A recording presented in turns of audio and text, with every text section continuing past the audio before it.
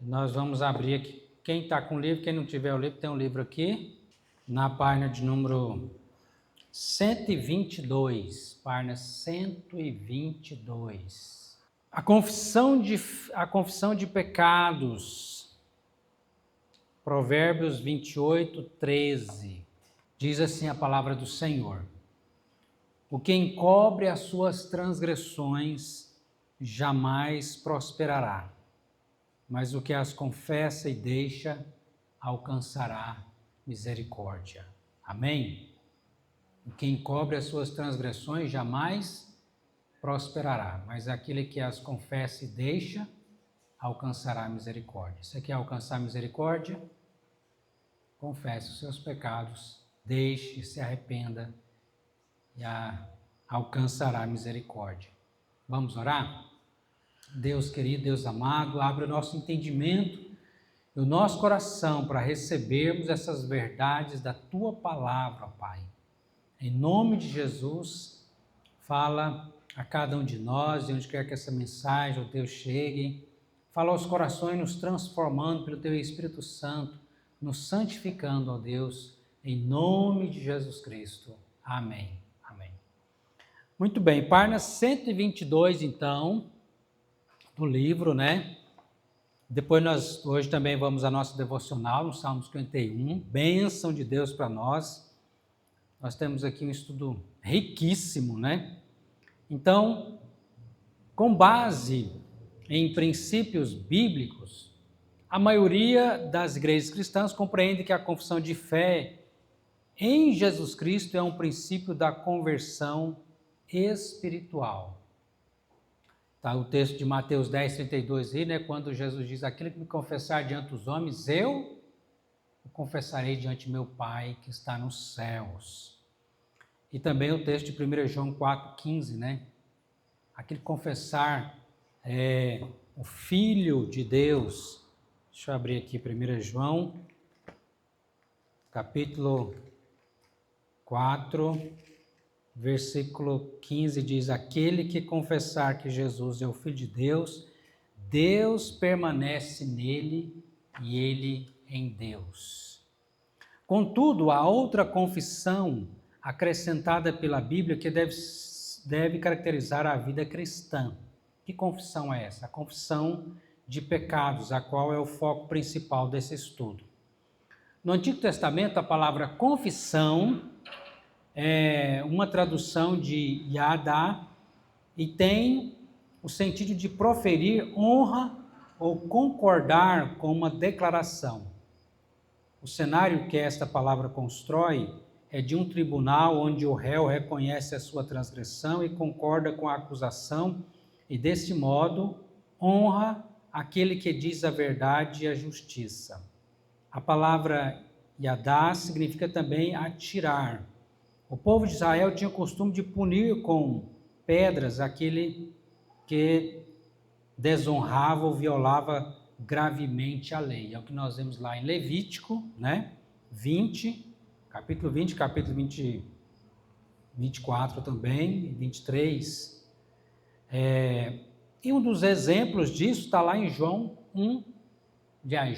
8, de 1 a 11. Esse texto está falando de quê? Está falando da mulher adúltera, diante dos seus acusadores que queria apedrejá-la, né, de acordo com Deuteronômio 22. Interessante que quando os fariseus levam a mulher para ser apedrejada, né, Jesus, o que Jesus diz para aquelas pessoas? Quem não tiver pecado, que atire a primeira pedra, né? E todos então acusados pela consciência foram se retirando um por um, a começar dos mais velhos, né? Todos tinham pecado. O único que não tinha pecado ali, que podia tirar uma pedra naquela mulher, era quem? Jesus Cristo. E Jesus olha para a mulher e diz: mulher, ninguém te condenou? Cadê os teus acusadores? E ela responde: ninguém, Senhor. E aí Jesus, o que poderia condená-la porque não tem pecado, o que ele responde para a mulher? Primeiro, antes do vai, não peques mais, ele diz para ela, nem eu tampouco te condeno. Vai e não peques mais. Por que Jesus não condena aquela mulher e a mim e a você? Porque as pedradas ou a condenação, o juízo, iria cair não sobre aquela mulher, mas nem sobre mim, sobre você, mas sobre Jesus, sobre Cristo, né? O Salvador veio não para condenar, mas para salvar o pecador. E para salvar o pecador, ele tinha que assumir o lugar do pecador, morrendo a morte que nós merecíamos morrer, né? Jesus morre no nosso lugar para que nós tivéssemos vida e vida eterna, né? Então, vamos ver esse texto aqui de Deuteronômios 22 a 24. Vamos lá. Abra sua Bíblia aí no 5º livro da Bíblia, né? Deuteronômios 22.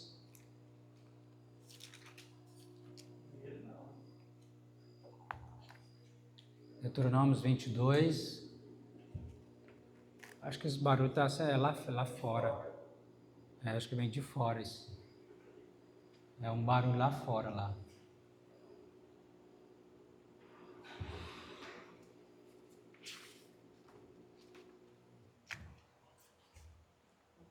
Deuteronômios 22 a 24, diz assim: se um homem for achado deitado com a mulher que tem marido, então ambos morrerão, o homem que se deitou com a mulher e a mulher, assim eliminará o mal de Israel.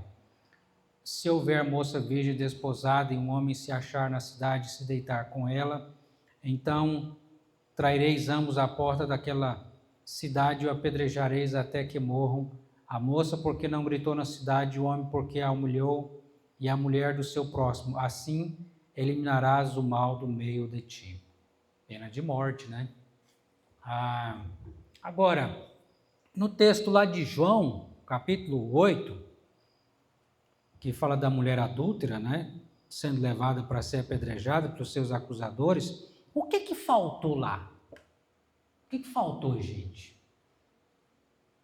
O que estava faltando lá? De acordo com esse texto que a gente acabou de ler aqui, o que estava faltando ali? Sim, mas vou dizer o seguinte, estava faltando uma pessoa.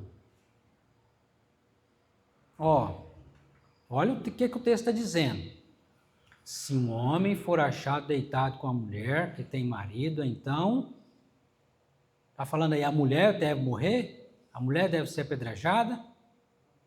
Ambos morrerão. O homem que se deitou com a mulher e a mulher, assim eliminará o mal de Israel. O que estava faltando lá? Não levou só a mulher? Cadê o homem?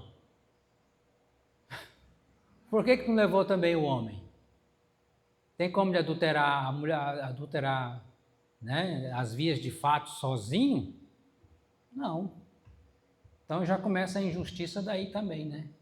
Só levam a mulher, não levou o homem, o adúltero, né? Não foi levado para ser apedrejado, né?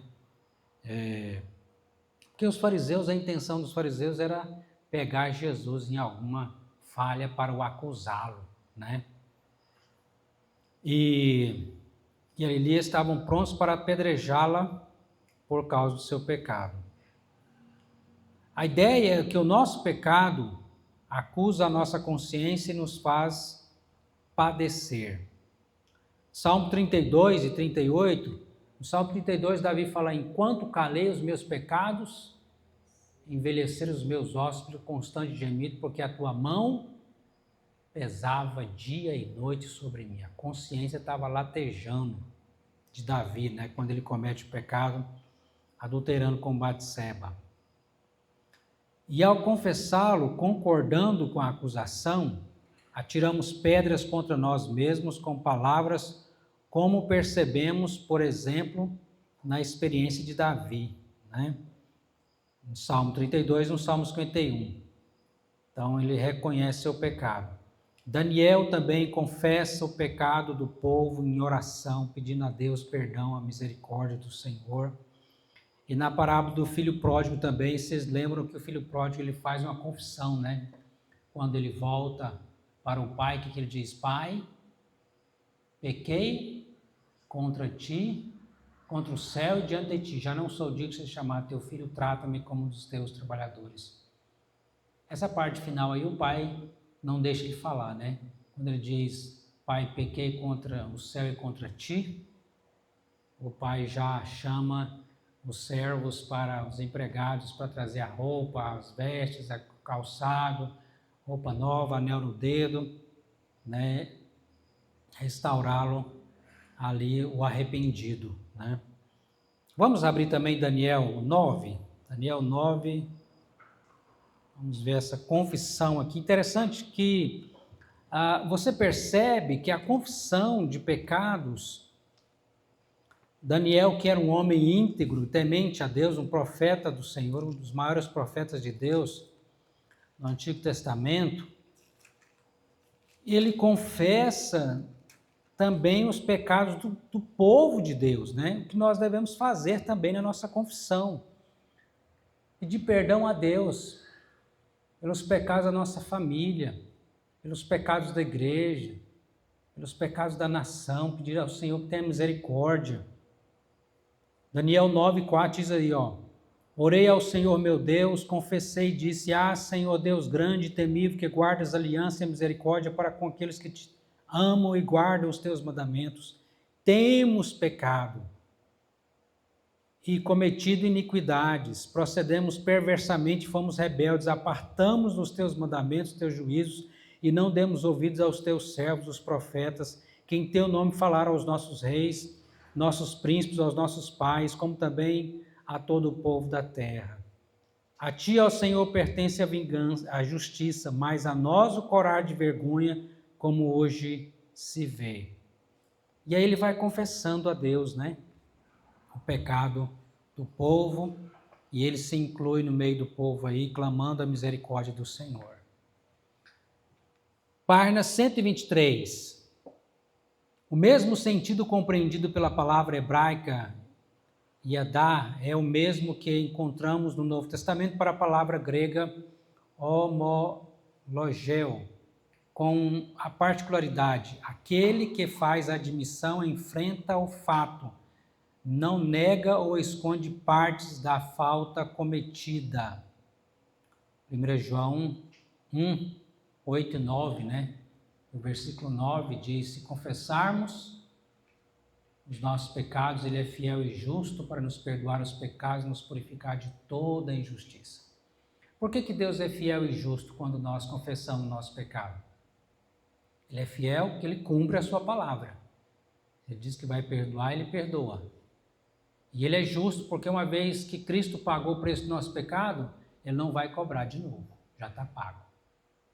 Ele é fiel e justo para nos perdoar e nos purificar de toda injustiça. Esse que admite honestamente toda a sua falta é liberto da consequente condenação e experimenta a misericórdia divina pelo perdão. Porém, aquele que encobre jamais prosperará, é o que diz o texto de Provérbios, né? Quem confessa alcança misericórdia, quem encobre jamais prosperará. Infelizmente, muitos preferem esconder seus pecados, culpando as circunstâncias da tentação, as pessoas e o diabo. Enquanto nos desviamos da nossa culpa pelo pecado, não crescemos espiritualmente, visto que tal crescimento ocorre na mesma medida que nos libertamos do pecado pela confissão e pelo arrependimento. O que fez Adão e Eva quando eles pecaram? Ficou jogando a culpa no outro, né? Foi a mulher, foi o diabo. Enquanto que eles deveriam fazer, confessar. E é o que nós devemos fazer também, mas a gente faz igual Adão e Eva também, a gente quer esconder. Adianta esconder? Quando você descobre um câncer, você prefere arrancá-lo ou esconder, eu vou colocar um band-aid aqui em cima para esconder. Fazer de conta que ele não existe. Vai adiantar? Não. Né? Então, o pecado não confessado é como um câncer que vai corroendo se não tratado. Né? Nunca deveríamos culpar as consequências, o esposo, a esposa, o namorado, a namorada, o patrão, os empregados, o pastor ou a igreja, nem mesmo deveríamos culpar o diabo que já está condenado por cairmos em tentação. Mas olhar para nós mesmos e confessar o nosso pecado. Mas como nós somos tolos e ficamos colocando a culpa no outro em vez de olhar para nós, né? O pecado, em última análise, é um ato da nossa vontade e por isso somos responsáveis por ele diante de Deus e diante daqueles que ofendemos, né? A transgressão é a consciente violação das leis, consciente violação das leis, conforme pode ser visto em Romanos 4,15. E ao ultrapassar os limites estabelecidos por uma ordem superior, o transgressor sofre a privação de todos os benefícios que antes estavam à sua disposição. Somente o perdão pode devolver ao transgressor a oportunidade de continuar desfrutando dos benefícios reservados pela misericórdia de Deus. Vamos ver o que está escrito em 2 Crônicas 7,14, a gente sabe de cor, né? Se meu povo, que se chama pelo meu nome, se humilhar, orar e me buscar, e se converter dos seus maus caminhos, eu ouvirei dos céus, perdoarei os seus pecados, sararei a sua terra. 3 coisas nós vemos aqui nesse texto de 2 Crônicas 7,14, né? Primeiro, que nós somos o povo de Deus. Se meu povo, a nossa identidade, nós somos o povo do Senhor. Segundo, o que nós devemos fazer? Humilhar, orar, buscar e se converter dos maus caminhos.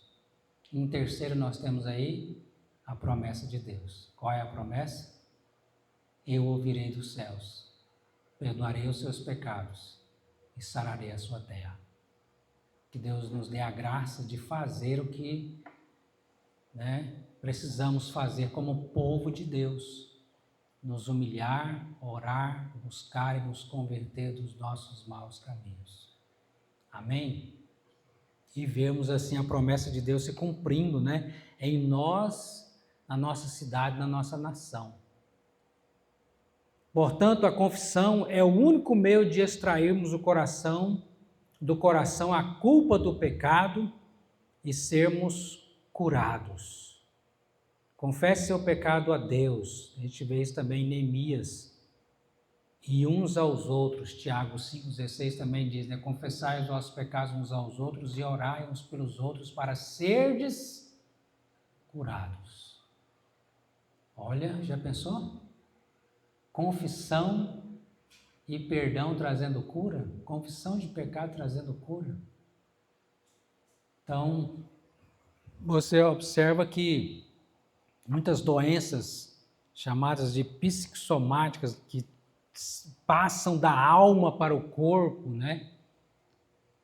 A cura não vai ser um psicólogo, um psiquiatra, os remédios, que são importantes também, mas muitas vezes a cura virá pela confissão, pelo arrependimento. Isso que trará cura, E vamos ver também esses 2 textos aqui. Primeiro, Romanos 4,15. Romanos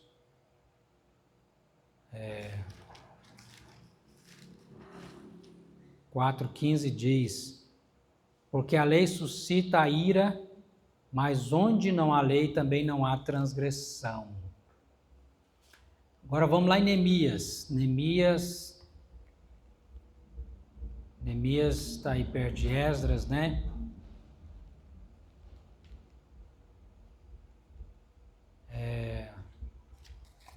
Neemias capítulo 13, versículo 22, que diz assim: Também mandei aos levitas que se purificassem e viessem guardar as portas para santificar o dia de sábado. Também nisso, Deus, lembra-te de mim. Deixa eu ver aqui. 13:22. Lembra-te e perdoa-me segundo a abundância da tua misericórdia. A confissão que leva ao perdão.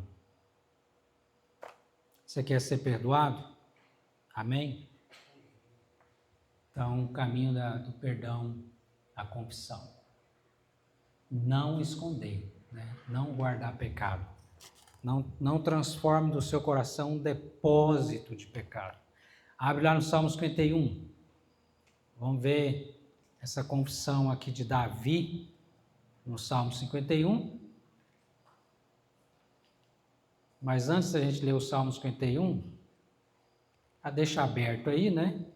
E vamos às perguntas aqui do livro.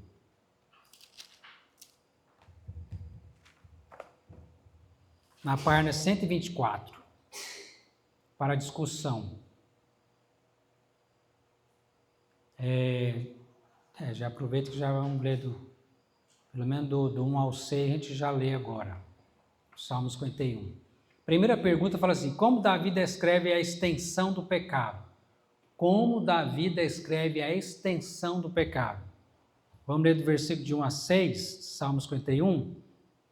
Ao mestre canto, Salmo de Davi, quando o profeta Natã veio ter com ele, depois de haver ele possuído Batseba. Compadece-te de mim, ó Deus, segundo a tua benignidade, segundo a multidão das tuas misericórdias, apaga as minhas transgressões. Lava-me completamente da minha iniquidade, purifica-me do meu pecado. Pois eu conheço as minhas transgressões e o meu pecado está sempre diante de mim. Pequei contra ti somente, e fiz o que é mal perante os teus olhos, de maneira que serás tido por justo no teu falar e puro no teu julgar. Eu nasci na iniquidade, e em pecado me concebeu minha mãe. Eis que te compraz na verdade, e no íntimo e no recôndito me faz conhecer a sabedoria. Qual a extensão do pecado, irmãos? Nós nascemos já pecador. Você não nasceu um anjinho, não? Não, nasceu um pecadorzinho. Vai ficando um pecadorzão. Vai aumentando, né? E está lá no íntimo, né? Diz Davi, né? Nós somos transgressores da lei de Deus.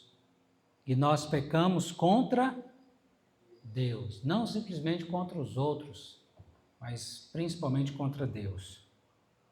A outra pergunta diz: por que Deus permitiu que a culpa fizesse parte da vida de uma pessoa?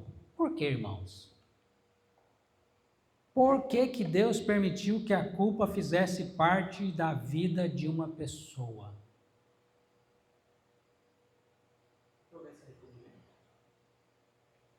Mostrar que você tem algo errado e você precisa se arrepender, né?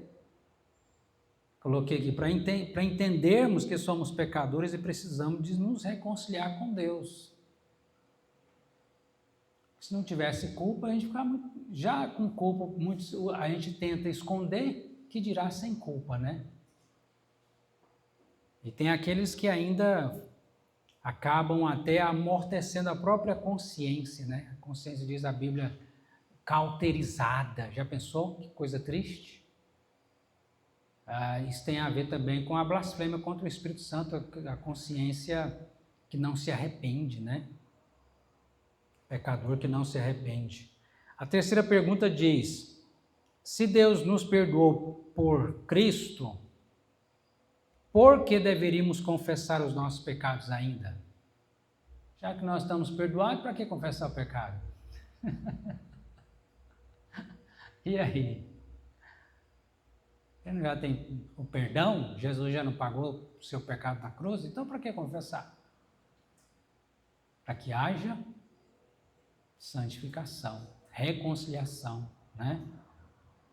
Para que a gente possa nos relacionar com Deus em santidade, né? nessa comunhão, reconhecendo que somos pecadores e que o perdão foi nos dado por meio de Cristo, para a prática da santificação. Muito bem, continuando então aqui o Salmo, versículo 7, agora do Salmo 51. Purifica-me com esopo e ficarei limpo, lava-me e ficarei mais alvo que a neve. Faz-me ouvir júbilo e alegria, para que exultem os ossos que esmagaste. Esconde o rosto dos meus pecados e apaga todas as minhas iniquidades. Cria em mim, ó Deus, um coração puro e renova dentro em mim um espírito inabalável. Não me repulse da tua presença, nem me retire do teu Santo Espírito. Restitui-me a alegria da tua salvação e sustenta-me com espírito voluntário. Então ensinarei aos transgressores os teus caminhos e os pecadores se converterão a ti. Livra-me dos crimes de sangue, ó Deus, Deus da minha salvação, e a minha língua exaltará a tua justiça. Abre, Senhor, os meus lábios e a minha boca manifestará os teus louvores. Pois não te comprazem sacrifícios, do contrário, eu te os daria, e não te agradas de holocaustos. Sacrifícios agradáveis a Deus são espírito quebrantado, coração compungido e contrito, não desprezarás, ó Deus. Faze bem a Sião segundo a tua boa vontade, edifica os muros de Jerusalém. Então te agradarás dos sacrifícios de justiça e dos holocaustos e das ofertas queimadas, e sobre o teu altar se oferecerão novilhos. Vamos às perguntas aqui. Minha devocional semanal. Confissão de pecados, Salmo 51, de 1 a 19. Primeira pergunta, qual o ensino central desta passagem? O que vocês escreveram? Já está no título aí, né? Confissão e arrependimento, né? Confissão de pecados, né? Segunda pergunta, que relação há entre o ensino do texto e a pessoa de Jesus Cristo? O que esse texto tem a ver com Jesus? Esse sacrifício aqui está apontando para quem? Para Cristo, né? Então, sacrifício por sacrifício, simplesmente um ritual vazio, sem entendimento, né? Não adianta nada. Por isso que Davi está falando aqui, o Senhor não quer simplesmente sacrifícios. O sacrifício agradável a Deus é o espírito quebrantado, é um coração arrependido, compungido e contrito. Aí o Senhor não vai desprezar. Simplesmente aquele que oferece holocaustos, quando diz o texto aí, pois não te comprazem sacrifício, do contrário eu te daria, e não te agradas de holocaustos, no sentido de que simplesmente oferecer isso a Deus, mas sem ter um coração quebrantado, arrependido, não faz sentido nenhum. Mas quando há um coração quebrantado, aí sim, diz o verso 19, então te agradarás do sacrifício de justiça, dos holocaustos, das ofertas queimadas, sobre o teu altar se oferecerão novilhos. Porque de fato aí o pecador está entendendo que o inocente precisava morrer no lugar dele para que ele pudesse ser perdoado. Mas não é o novilho, como diz Hebreus, que vai trazer purificação do nosso pecado, né? Não é o sangue de animais, mas o sangue do Cordeiro de Deus que tira o pecado do mundo. E esse Cordeiro é Jesus, né? Então, Cristo pagou os nossos pecados na cruz para que recebêssemos o perdão na confissão. Glória a Deus. Que obra linda, né, irmãos? O pecador chegando no momento da conversão e recebendo o perdão, se reconciliando com Deus, criatura com o seu Criador. E agora nós somos filhos, para que todas as vezes ao pecarmos nós podemos confessar e ter a certeza que somos perdoados por meio de Cristo Jesus, que pagou o nosso pecado lá na cruz. E assim a nossa vida até o dia que a gente partir desse mundo, né? Porque enquanto nós estamos aqui, nós estamos sujeitos ainda ao pecado, né? Mas quando a gente partir para encontrar com o Senhor, para a glória, aí nunca mais nós iremos pecar. Então o Senhor nos livra da culpa do pecado, você não precisa mais carregar a culpa. O Senhor nos livra da condenação do pecado, você não vai mais para o inferno. e o Senhor nos livrará da presença do pecado. Quando?